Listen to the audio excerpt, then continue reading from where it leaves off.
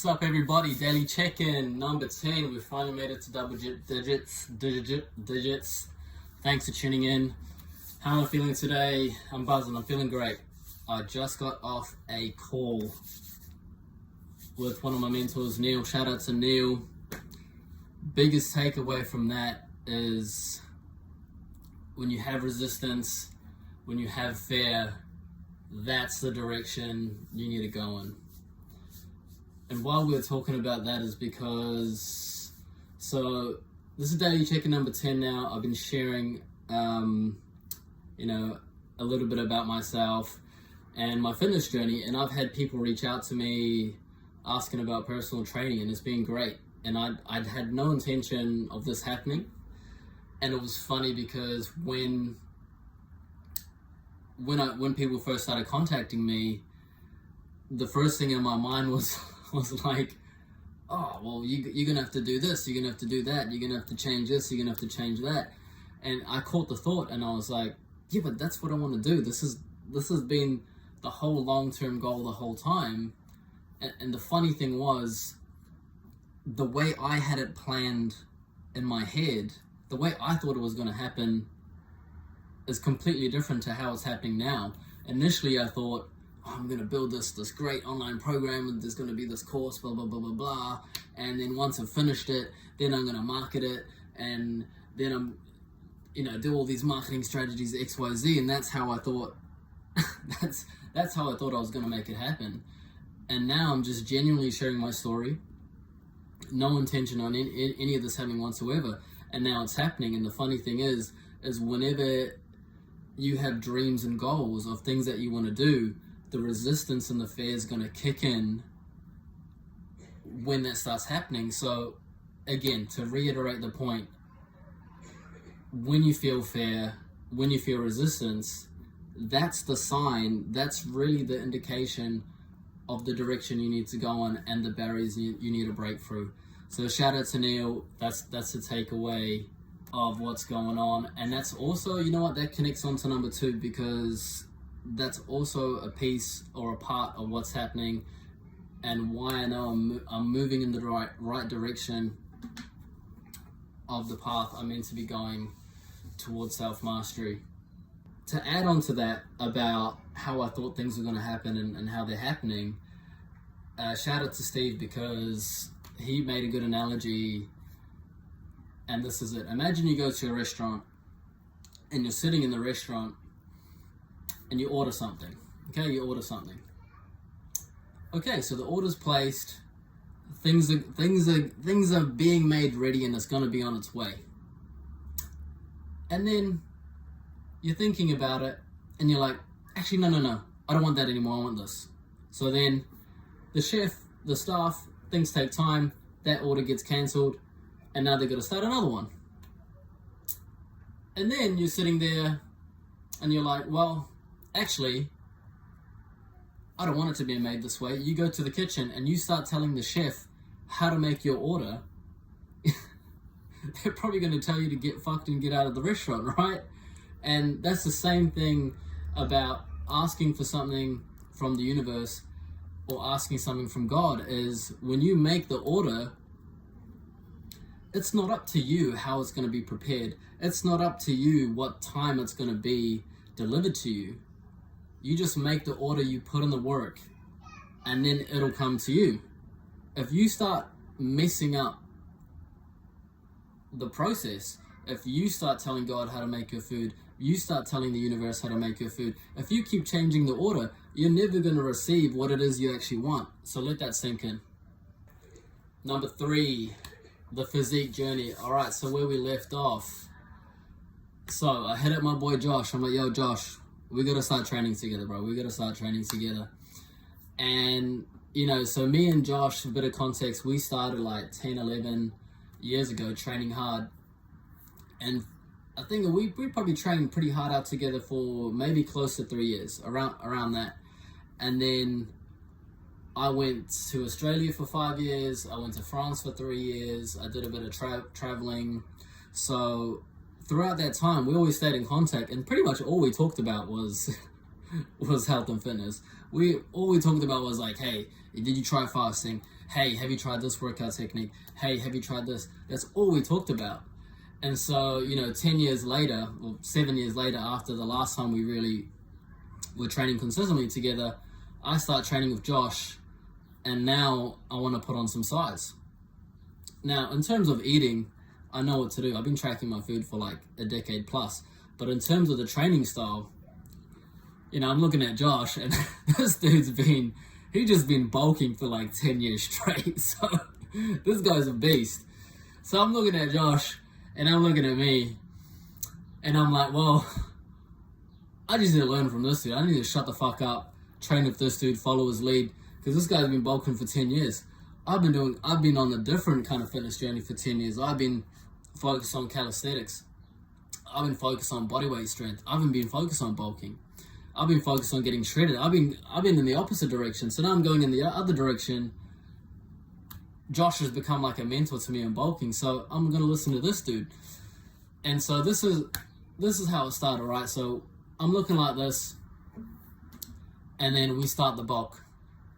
And here's some photos and videos of I think I started going hard June, July, probably end of July. And then by the end of the year, so we're flicking through the months: July, August, September, October. Oh, and end of October, I go back to France to pick up my family. I come back. This is what I'm looking like. However, just before I left, I re-injured my shoulder from the Ninja Warrior days. And so that affected, I had like 2 or 3 weeks left on my bulk, so I couldn't completely finish the bulk. But I went from like 70 kgs to nearly 80 kgs, June, July, August, September, October, in just under 4 months. So yeah, put on a bunch of size, and this is what it looked like at the end of the bulk. Come back from France, and I'm like, well, I'm injured, I can't really bulk anymore, so I'm going to take it easier, I'm going to start cutting. So then I start cutting, and we go from October, November, December, January, so like another 3-4 months of cutting, and then I end up looking like this. And now, I probably could have cut a bit longer, but by that time, I had a lot more clients. I needed more energy in the tank to get through the day. When I was cutting, I'm fasting all morning, and that's not very conducive when most of my clients are in the morning, and I need energy, and I'm lifting heavy weights for some of my clients who are real strong. So yeah, end up looking like this. I even had opportunities to do, because I got such in good shape, I had opportunities to do a gig for the Saatchi and Saatchi India party, where I had to dress up as a cowboy and hand out drinks. Easy money. But I had to put in the work to be in that situation, to be in that position. And then I had another opportunity at the gym that I work at. There's a heat and cold therapy place that opened up right in front of the gym that I work at. And then I got offered a job to do the modeling for their promotion. Again, easy money, but I had to put in the work to be in that position to get it done. And so this is from the photo shoot. This is the shape I was in at the time. So and this is all at Next Gen, the place where I train. To summarize, so successful bulk, successful cut, 6 to 8 month process. Boom, got it done. And hey, if you want to know how to do it, just ask me a question. Any questions about it, I'm happy to give out the free advice and chuck it in the next video. So yeah, and that's the next step in the physique journey. Number 4, so a little bit about myself. I'm 30 years old, and I'm a father of 2. So got a wife, got a family, got 2 kids. And I'm saying this right now, that even if you have kids, there's ways around it. There's ways to keep in shape with kids. I'm gonna put some videos up right now. When I had my biggest downfall during my fitness journey and I started again, I had kids. It was a tough time. It was a tough time. Like, oh, I didn't make excuse, oh, I can't make it to the gym. No, I bought equipment, put it at my house, and did workouts at my house while my kids are running around me trying to join in. And you know, that's probably the best thing you can do, is work out in front of your kids and show them that example. So yeah, that's something about me. Some people may know, some other people may not know. I got 2 kids, I got a wife, I got a family, and I find a way to fit it in, no excuses, and you can too. Boom. Number 5, nugget of wisdom for today, the life lesson. Reps. Put in the reps. Keyword, repetition. Let's make it pretty clear and simple. You don't have to think about brushing your teeth. You don't have to think about tying your laces. You just do it. It's just a part of who you are. You don't think about it anymore. Hey, Lulu. You let Daddy finish, eh? You let Daddy finish. You don't think about doing it anymore. You just do it.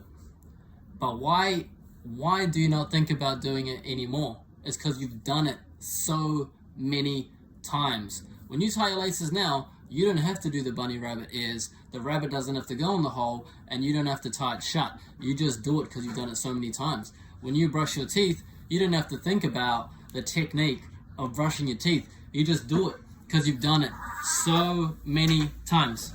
When you do something for long enough, you don't have to think about it anymore. When you've done the push-up so many times, when you've done the squat so many times, when you've done the pull-up so many times, when you've done the bench press so many times, you don't have to worry and think about the technique anymore. You just do it because it's already locked in to who you are. It's just boom, boom, boom. You're not thinking, oh, how was my hand placement? I gotta remember to squeeze my scaps and squeeze my back on the way up. Oh, how do I squeeze this at the top? I gotta think about bending the bar, connecting the tension. You don't think about it anymore, you just do it. You got to put in the reps. So you're gonna have all these bad programming in your head that's been there for such a long time because you've done it so many times. Let's give an example. Chilling on the couch, watching Netflix. How many people chill on the couch, eat shitty food, watch Netflix every night? Let's say they've done that for 2-3 years. That's locked into who they are. They don't have to think about doing that anymore. They just get home, boom, boom, boom, on the couch, ice cream, watching Netflix. They're not even thinking about it anymore. It's just become a program. They're just hypnotized into doing it.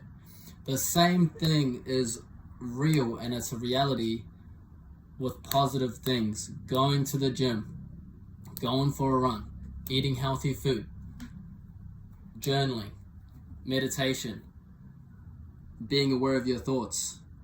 You do these things for long enough, you commit yourself. Let's say you commit yourself for 2 weeks, for a month, for 2 months, 100 days, 200 days, 300 days, 1 year, 2 years, 3 years. You're not going to think about it anymore. You're just going to be programmed and hypnotized into being a better person. And then it's easy because there's no resistance to do it anymore because that's just who you are. Boom. That's number 5. That's the nugget of wisdom for today. That's today's life lesson. Thanks for tuning in. Everyone have a great day. Number 10, we made it. Boom.